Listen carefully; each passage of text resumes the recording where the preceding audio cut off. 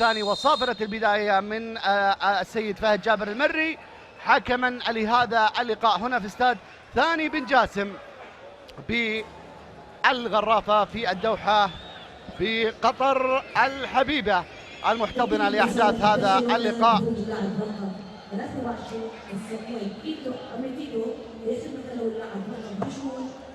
أيضا أشاهد علي عواجي بالنسبة لتشكيلة النادي الأهلي، وبالتالي تتحدث عن تبديلات كثيرة جدا للمشاركة التاريخية في هذا اللقاء مع إبقاء عمر عبد الرحمن وحسين مقاوي، أيضا مشاركة فيتفا.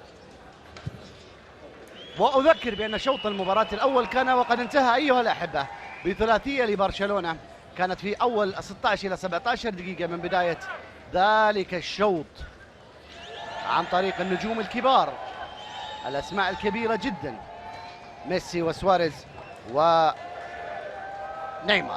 عبر الرياضية السعودية كل التحية والترحيب بكم مشاهدينا الكرام متابعينا في أحداث هذا النقل الحي والمباشر وشوط المباراة الثاني، متأملين إن شاء الله بأن يحقق النادي الأهلي الفائدة المرجوة من لقاءات كهذه اللقاءات وأحداث كهذه الأحداث. شكرا الجزيل الحقيقة لقنوات الرياضية السعودية على المشاركة في هذا الحدث والنقل لهذه المباراة، توجيهات طبعا من رئيس هيئة الإذاعة والتلفزيون الدكتور عبد الملك الشلهوب، ومدير عام القنوات الرياضية الدكتور صالح الورثان، ونائب مدير القنوات الرياضية المهندس تركي الدعجم، ولكل زملائنا المتواجدون هنا في أرضية الملعب لنقل صورة مميزة لكم مشاهدينا الكرام متابعينا. الكرة لفيتفا، فيتفا بيلعبها إلى فهد حمد، فهد منصور الحربي يتواجد في الجهة اليسرى، منصور نزلها، علي عواجي بيلعبها لحسين مقاوي هو تقريبا وعمر عبد الرحمن المتبقيين من تشكيلة شوط المباراة الأول. الكرة حلوة هذه ولكنها بتعدي إلى خارج الملعب، كرة عمر عبد الرحمن طالت على منصور الحربي إلى خارج الملعب، رمي تماس. زيارة أخرى لبرشلونة لملاعب العرب، وله من العشاق العرب الكثيرين، وله جماهيرية طاغية على مستوى العالم والكل يعلم بذلك. برشلونة اسم ارتبط بالمتعة الكروية، برشلونة اسم ارتبط بالإنجازات، ارتبط بالنجوم، ارتبط بكرويف، ارتبط بمارادونا، ارتبط بروماريو، ارتبط برونالدينيو، ارتبط برونالدو، ارتبط بالكثير والكثير من الأسماء، لويس فيجو، وحتى المدرب الحالي لويس إنريكي الذي يعتبر طبعا إحدى الصفقات اللي تمت ما بين الغريمين التقليديين الريال والبارسا، الكلاسيكو الكبير على مستوى كرة القدم الإسبانية وعلى مستوى العالم.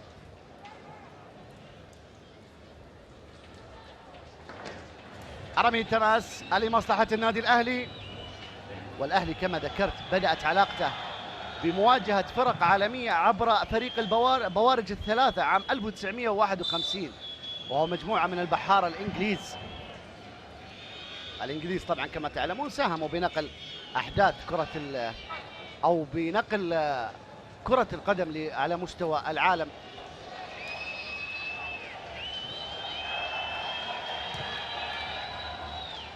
أمتيتي نقل الكرة على الجانب الأيسر لألوكاس دين أهلاوي. أيوة رجع صوت الرابطة وترجع الأجواء. الكرة ملعوبة الآن للوكاس على الجانب الأيسر لمصلحة برشلونة، عرضية هذه بتمر إلى خارج الملعب، وإلى الجانب الآخر ضربة مرمى لصالح النادي الأهلي. كما أعلن حقيقة في الدوحة عن مجموعة الأهلي العربية يعني الأهلي القاهري المصري، الأهلي السعودي، الأهلي الإماراتي، الأهلي القطري، الأهلي البحريني، وقرروا إنشاء دورة باسم النادي الأهلي، وهي أيضا من المبادرات اللي راح تكون أيضا جميلة في استثمار مثل هذه الأفكار. وهو أكثر اسم الحقيقة بين الدول العربية منتشر بين الأندية اسم الأهلي. كرة ملعوبة، عمر عبد الرحمن، عموري بيلعبها، مهند غسيري أمام المرمى، ضربة ضربة جزاء، ضربة جزاء لصالح النادي الأهلي. اصنع يا عموري، واصنع يا مهند، واصنع بعد ذلك يا عواجي، وركلة جزاء للنادي الأهلي يتقدم على تنفيذها أفضل لاعب في آسيا عمر عبد الرحمن. عموري بإذن الله يسجل في مرمى برشلونة وفي مرمى الحارس البديل مارك أندري. هذه ركلة الجزاء. يلا يا عموري، يلا عموري امام برشلونة. عمر بن ابي السلام، فتى اسيا الكبير عموري الكبير يسجل لصالح النادي الاهلي بطريقة قمة في الاستعراضية. لستم انتم فقط يا لكتالونيا من تستعرضون، فلدينا عمر يقدم المتعة، عمر يقدم الإثارة، عمر يقدم اللقطة، عمر من ركلة جزاء في مرمى برشلونة. خذوها لعموري لأن عموري خليلها وحبيبها وفنانها ومعشوقها وأفضل لاعب في آسيا يسجل في مرمى برشلونة وجمهور الأهلي يهتف يلا يا عموري، يلا يا عموري. عموري مذاق مختلف، هذا الفتى الصغير يسجل في مرمى برشلونة، وفرحتنا فرحتين يا عمر، فرحتنا فرحتين يا عمر. وبالتالي عموري يسجل لصالح النادي الأهلي في مرمى برشلونة. عاد فرحانين ان الاهلي يسجل، واكيد راح افرح اكثر واكثر ان عموري يسجل من ركله جزاء. ولكن يا اخي شوف الكرم، شوف انكار الذات، شوف الترحيب بالضيف، شوف السعوديين. الاهلي كله نجوم وخلوا عموري هو اللي يسدد. الله اكبر على كرمكم يا اهل المملكه. يلا يا الاهلي، صفقه يا عيني، والله حركتونا واحنا بالكابينه. عرضيه داخل منطقه الجزاء تتخلص الى خارج الملعب، ضربه مرمى. اسمع اسمع اسمع،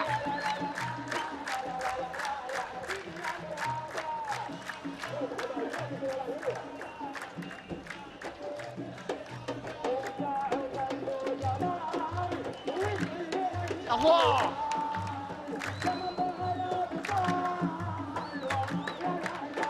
يا عيني. كرة ملعوبة لصالح النادي الاهلي في مكان سليم. حسين المقاوي لمنصور الحربي، كنا مع فاصل طربي لمدرج لون الحياة للنادي الاهلي، والكرة الان تتخلص، بتعود مرة ثانية ماسكيرانو بيحاول نقل الكرة امامية داخل منطقة الجزاء، بتتخلص. سجل الاهلي، سجل الاهلي، وان شاء الله الثاني جاي. منصور يا منصور، الكرة لمهند باتجاه عموري، ماسكيرانو خلص. دينيس سواريز بيلعبها، راكيتيتش في منتصف الملعب، نقل الكرة لرافينيا، رافينيا يا امان لا يروح، التغطية موجود. يا الشوط شوطنا، واللون لوننا، واللعب لعبنا، والمتعة متعتنا.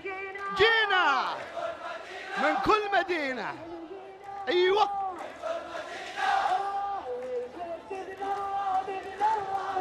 ينصر دينك يا رجل، ايش هالصوت. الكرة لرافينيا، رافينيا، حتى لعيبة برشلونة وقفوا من متعة وجمهور النادي الاهلي وما يقدمه. الله عليك، الله عليك،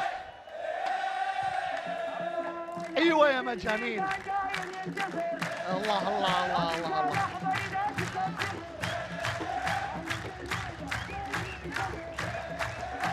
يا اللي عنده الجمهور وش يبغي بعد؟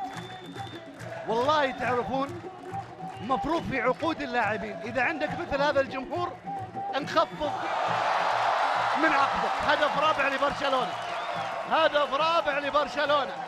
الرابع الان عن طريق اردا توران، لا عن طريق البديل باكو الكاسر، يسجل هدف لصالح برشلونة. 4-1 4-1. هدف. شوف هذه اللقطة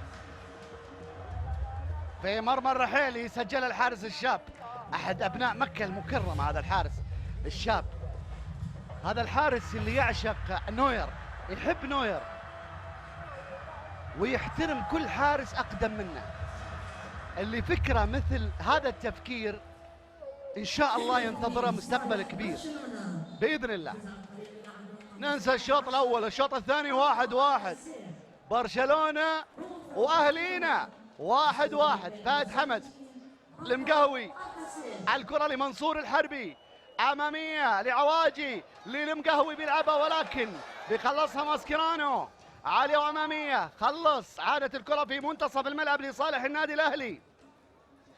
عموري حلوة بكعبة اللي بيدفع لكنها طالت، بتعود لحارس المرمى. عادت مرة ثانية، والله بأمر جمهور الأهلي وطربه لم نعلق على الهدف الرابع. ما كان يفعلونه من طرب في المدرجات جعلنا مستمعين، وإجباري أن نكون من المستمتعين والمستمعين، وإنا من المنتظرين. نبغى ثاني في مرمى برشلونة، نبغى ثاني. الكرة بتعود مرة ثانية، عادت في منتصف الملعب. سيرجيو روبرتو يبدو شارك. كرة بتلعب في مكان سليم، لا زالت داخل منطقة الجزاء. أردا توران عرضية، غطي وعادها. يا ساتر يا ساتر، عاد قلنا نستعرض بس مو بشي، مو بشي يا شباب، مو بشي يا شباب. الكرة إلى خارج الملعب، ضربة ركنية. رحيلي حارس شاب. قلت له مين يعجبك من الحراس السعودية؟ قال كل واحد أكبر مني في العمر وفي الخبرة أحبه وأحترمه وأتعلم منه. هذا أحمد اللي التقيناه قبل المباراة. الكرة ضربة ركنية لبرشلونة، عالية وعرضية بتتخلص، تصل لعموري. يا عيني على الكنترول يا عموري. الكرة العبها المري.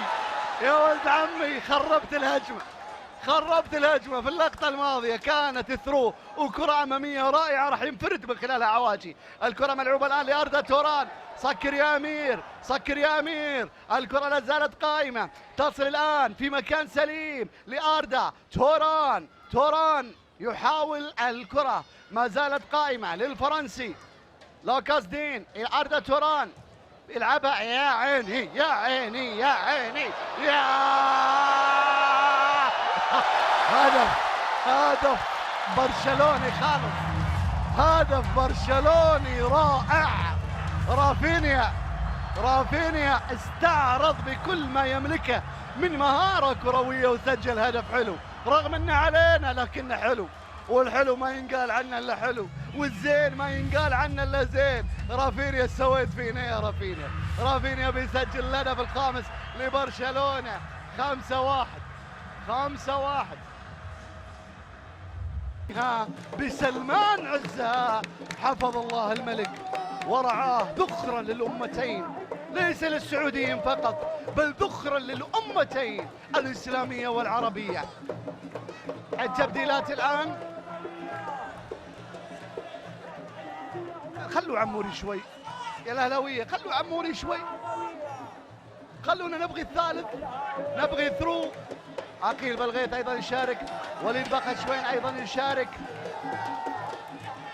وكذلك علي الزبيدي يشارك. شكرا عمر عبد الرحمن، شكرا أولا للأخوة الذين دعوا عمر عبد الرحمن، وشكرا لعمر على تلبية الدعوة، وشكرا دائما وكبيرة يا عمر على ما تقدم لكرة القدم الإماراتية الخليجية العربية الآسيوية. أفضل لاعب في آسيا سجل هدف في برشلونة، ما راح ينسونه، ما راح ينسونه.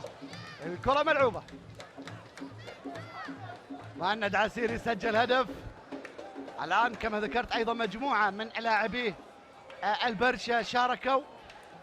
لو خلينا اللعيبة شوي 10 دقائق بس مع هالتجانس اللي صار كان ممكن نصل 5-3 5-4 عاد 5-5 بترك الكمينة وبطلع نتعادل مع برشلونة 5-5.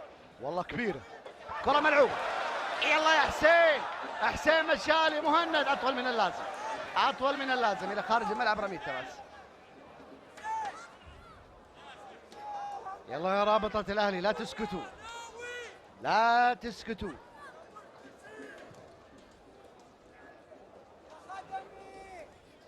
كرة ملعوبة تصل الآن لمصلحة فريق نادي برشلونة. هذا المدافع اللي شارك بورغا لوبيز.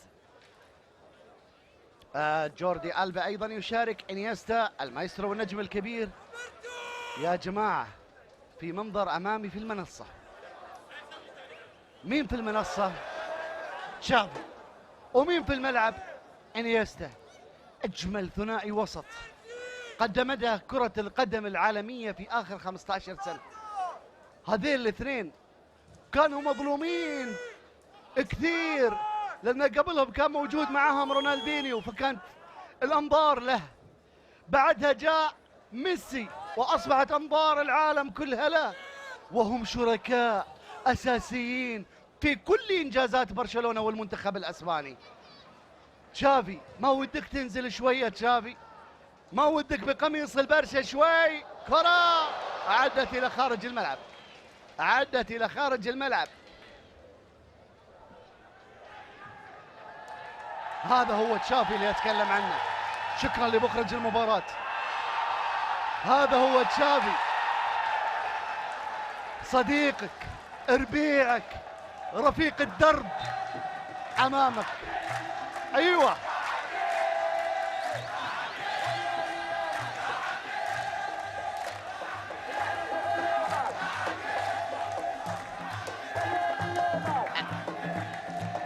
أنا جماهير النادي الأهلي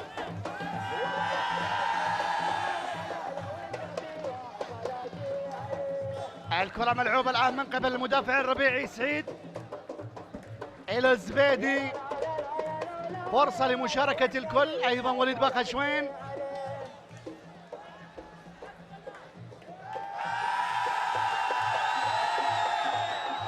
الكرة بتنقطع، تصل لعقيل بالغيث. فهد حمد بيعيدها. يا سلام يا سلام يا سلام. كرة أمامية لفيتفا، كنترول رائع يا عيني. مشيها مشيها يا فيتفا، مشيها أمام المرمى، حطها كرة من المرمى. الله الله الله الله الله الله يا رهلي، الله الله يا المجانين، الله الله يا ممتعين، الله يا لون الحياة.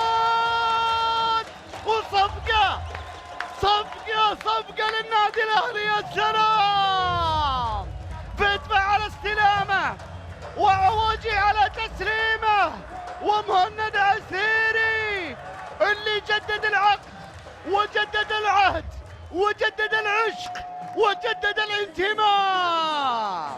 امضي معهم امضي معهم. فالاهلي الان يسجل الهدف الثالث في قمة الروعة والجمال بصناعة جميلة جدا. ويا عيني على الاهلي، يا عيني على الاهلي.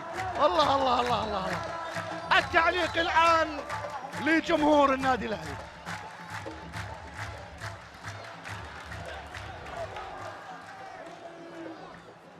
كرة لأردا توران إلى انيستا، إلى أردا توران، جوردي ألبا، توران، ألبا، ألبا إلى انيستا لكنها بتتخلص. توران تتخلص الكرة لفيتفا إلى خارج الملعب، رمي التماس. يا سلام يا سلام. 5-3. ممكن نحلم بالرابع ما دام السالفة فيها مجانين. نحلم ما دام المجانين موجودين، نحلم. شوف جمهور النادي الأهلي وفرحته في مدرجات استاد الغرافة. للأهلي جينا من كل مدينة بإذن الله لينا. الله أكبر. يا عيني على صوتك يا شيخ. يا جماعة عبادي الجوهر موجود في المنصة. يا عبادي نبغي عودك وتروح جنبه. يا سلام. الله.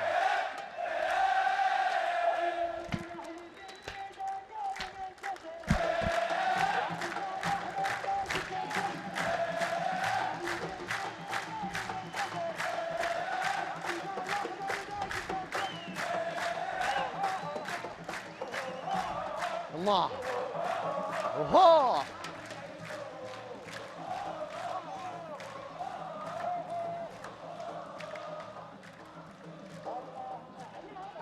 ايوه بغشوين بيلعبها بالخطا، الكرة خلصها وليد. بعد ذلك عادت مرة ثانية. خلصوا يا شباب، خلصوا يا شباب. ارتدت يا اهلي. فيدفا فهد مشاها، الكرة بتتخلص. مشي يلا يا الاهلي، الكرة ملعوبة. يلا يا راقي، يلا يا القلعة، حطها يا رجل، سجل يا رجل. الكرة بتتخلص. عليها، عليها. يا الاهلي، يا الاهلي يا زين. حبك اسرني، حبك اسرني يا الاهلي، ولعبك اسرني. يا كرة ملعوبة اتخلصت. الشوط الثاني احوالها احوال، وعلومها علوم، واجواءها اجواء. يعني انت الشوط الثاني من لقطاته البارزة عموري والهدف، مهند والهدفين، وجمهور النادي الاهلي، جمهور النادي الاهلي. يا عيني يا عيني يا عيني، والله الرابطة هذه شيء. كرة ملعوبة لأردع. يعني نعلق على مباراة على ميسي ونيمار، ولا نعلق على نجوم النادي الأهلي، ولا نعلق على الأهداف الثمانية، ولا نعلق على متعة المدرج الأهلاوي. مدرج مجنون، مجنون ومجنون ومجانين بحبك يا الأهلي، مجانين. فهد حمد، اما لو نجيب الرابع بعد يا سلام، نطلع مسيرة. نسوي مسيرة. الكرة الآن ملعوبة بتتخلص، تصل الآن في مكان سليم. الدقيقة 70 أيها الأحبة الكرام في كل مكان وعبر القنوات الرياضية السعودية، في نقل حي ومباشر لأحداث هذا اللقاء التاريخي الذي يجمع برشلونة الإسباني والأهلي السعودي على كأس الخطوط القطرية في أيام أيضا تصادف. الكرة ملعوبة، عدت وراحت، عدت وراحت. يعني شوفوا على حسبة الشوط الأول 3-0، على حسبة الشوط الثاني نحن اللي فايزين 3-2. ننسى الشوط الأول، وفي الرياضية إن شاء الله نعيد الشوط الثاني مرتين. على كيفنا يا عبادي. والله شكل المخرج معانا يسمعنا، والله جميل مخرج المباراة هذا عبادي الجوهر. انزل وقول. قالوا ترى مالك أمل. لا والله لنا أمل، وفي قربها وفي متعتها. ويا سيدي بدري وتو الليل ما هود. انزل يا اخطبوط بعودك مع جمهور الاهلي، يستاهلون. هذه اوفسايد، اوفسايد، اوفسايد. رايه وتسلل، رايه وتسلل. نشوف لكم بعد احد موجود في المنصه، يعني شخصيات رياضيه واعلاميه ومسؤولين. ويا عيني الكره الى خارج الملعب، رميه تماس. الشوط الاول لهم والثاني لنا. الشوط الاول احمر وازرق، والشوط الثاني اخضر وابيض. الكره بتنقل، فيدفا معاه، فيدفا خلص بشكل جميل. الكره ملعوبه، فهد حمد الى فيدفا. اوه ما شاء الله عليك يا الربيعي، ما شاء الله عليك يا الربيعي. عاد قلنا ثقه بس مو بزياده. الربيعي، الكره عادت. الاهلي يقدم لمسات رائعه جدا، وتحديدا من شوط المباراه الاول. بعد اول 20 دقيقه الاهلي وصل في حالات كثيره وقدم مستويات طيبه.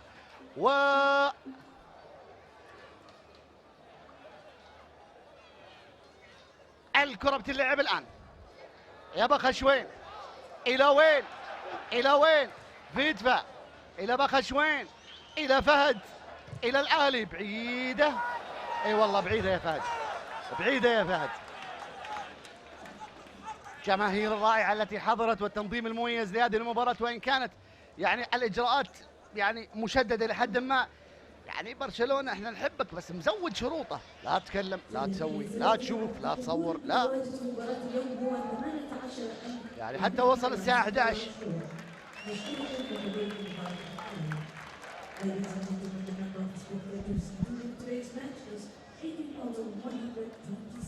الحضور للمباراة حسب الرقم المعلن 18,000 و100 شخص. الملعب ترى على فكرة في الأساس يتسع لحوالي 24,000، لكن في أماكن زاوية الرؤية غير واضحة وبالتالي لم تباع تذاكر لهذه المدرجات. هذه ناحية. الناحية الثانية أحمد الحرمي رئيس اللجنة المنظمة لهذه البطولة، وهو شاب قطري ومعه 30 شاب قطري ينظمون هذه المباراة. بصراحة عمل جميل، عمل جميل جدا يعني. فأنت تتكلم عن مجموعة شباب، هو كان في النهاية قطري، سعودي، إماراتي، عماني، بحريني، أيا كان هم شبابنا، ولذلك نقول إن شبابنا قادرين على تنظيم أحداث وأحداث. ألم تستضيف قطر مرتين كأس آسيا؟ ألم تستضيف الإمارات كأس آسيا؟ ألم تستضيف كأس العالم للأندية؟ وما زلنا سنستضيف. الشباب ثروة أي وطن، الشباب. انظروا دائما لعبارات قادتنا: الشباب والشباب والشباب هم عماد الأوطان. كرة ملعوبة، بيجرب وبيسدد. هذا مو برشلوني 100% كارلوس سالينا، يعني اللي مثل مستواك ترى ما يكملون كثير في برشلونة. أجواء جميلة جدا لشوط المباراة الثاني، شاهدت 3 أهداف أهلاوية. أعيد وأكرر: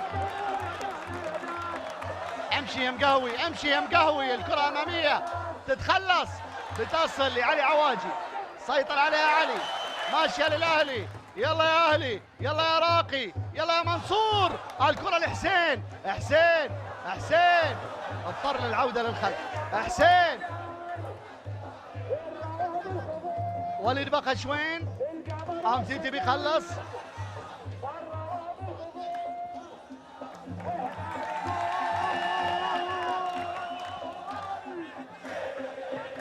ألف سلامة. أيوة اسمع،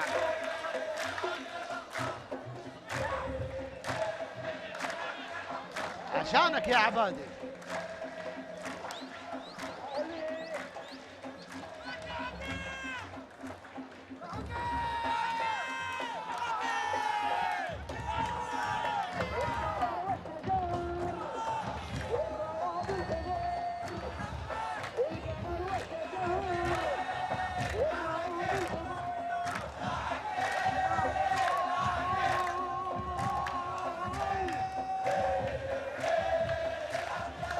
ايوه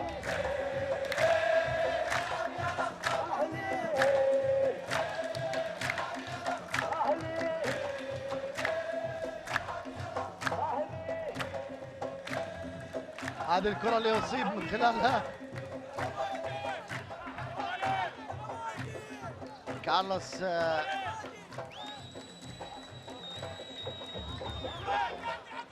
إلى هنا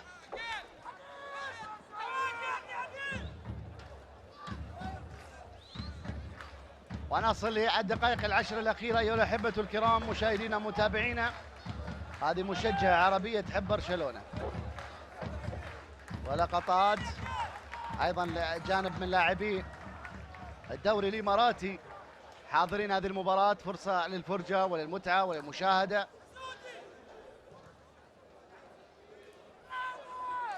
حدث يجذب الأنظار.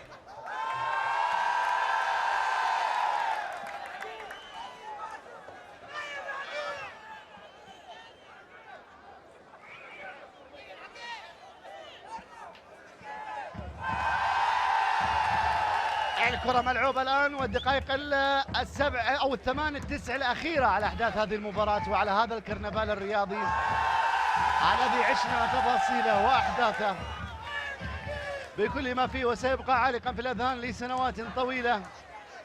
سيسجل التاريخ لأن 13 من ديسمبر من عام 2016 حضر برشلونة إلى منطقة الخليج العربي وتحديدا إلى الدوحة. الكرة ملعوبة، زبيد يحطها. الكرة لعبت، بتعود مرة ثانية. مين قد والله اني قمت اغني معك. كرة ملعوبة.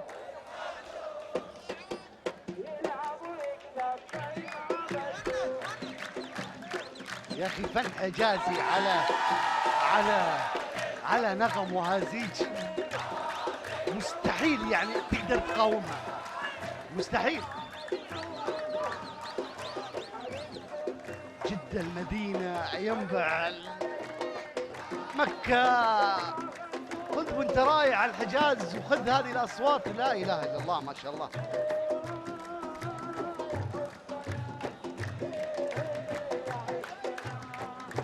يا سلام يا سلام.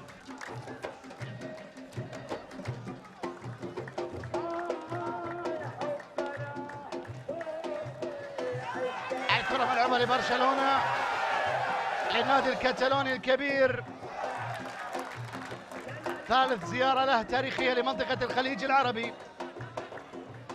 أول زيارة لأبو ظبي، ثم للكويت، ثم إلى الدوحة، والمرات الجاية الرياض وجدة ومسقط والمنامة.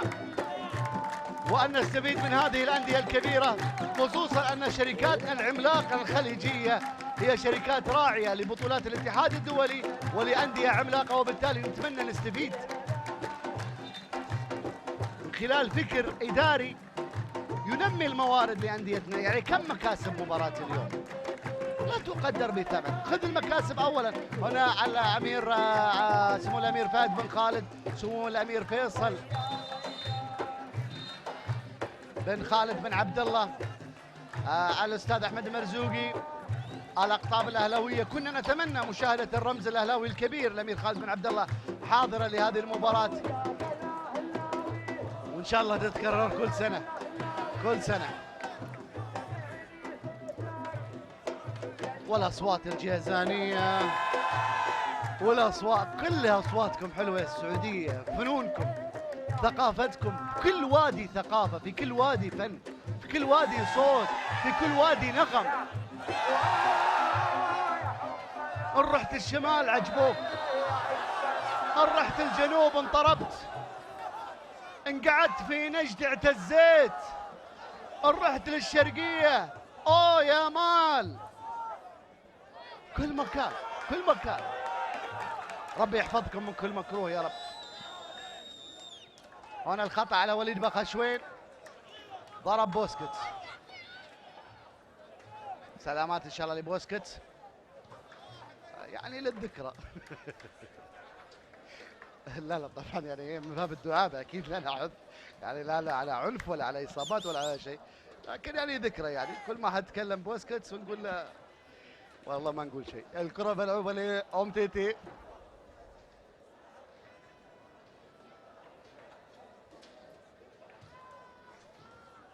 جوردي ألبا خلصها.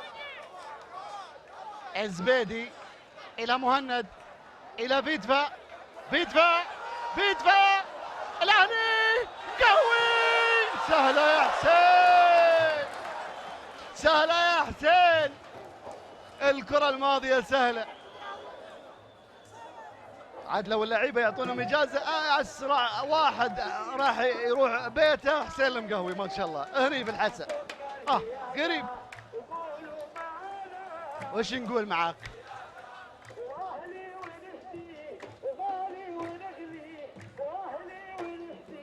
ايوه اماميه تتخلص. عقيل بالغيث، يا عيني يا عيني. بخشوان بيلعبها لكن جوردي ألبا خلصها. يا اخي اذا ظهيرهم يلعب شيء كيف مواجههم. 5-3 نتيجة تغيرت في شوط المباراة الثاني، وعلى الأقل إن شاء الله تم على ما هي عليه. إن ما سجلنا الرابع ولا الخامس تم على ما هي عليه. عقيل بالغيث كل ما لمس الكرة عقيل تصارخ الجماهير.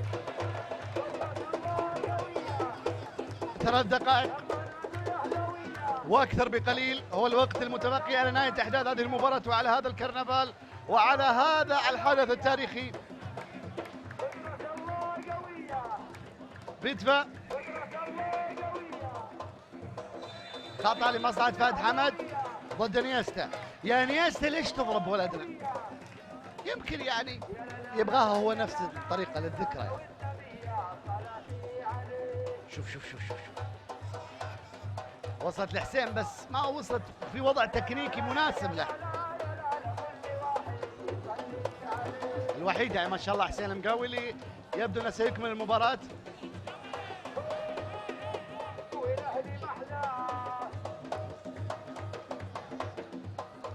حلوة عواجي ومنصور الحربي عملوا جبهة رائعة في شوط المباراة الثاني. الكرة لمهند عواجي طالت للأسف وعدت إلى خارج الملعب ضربة مرمى.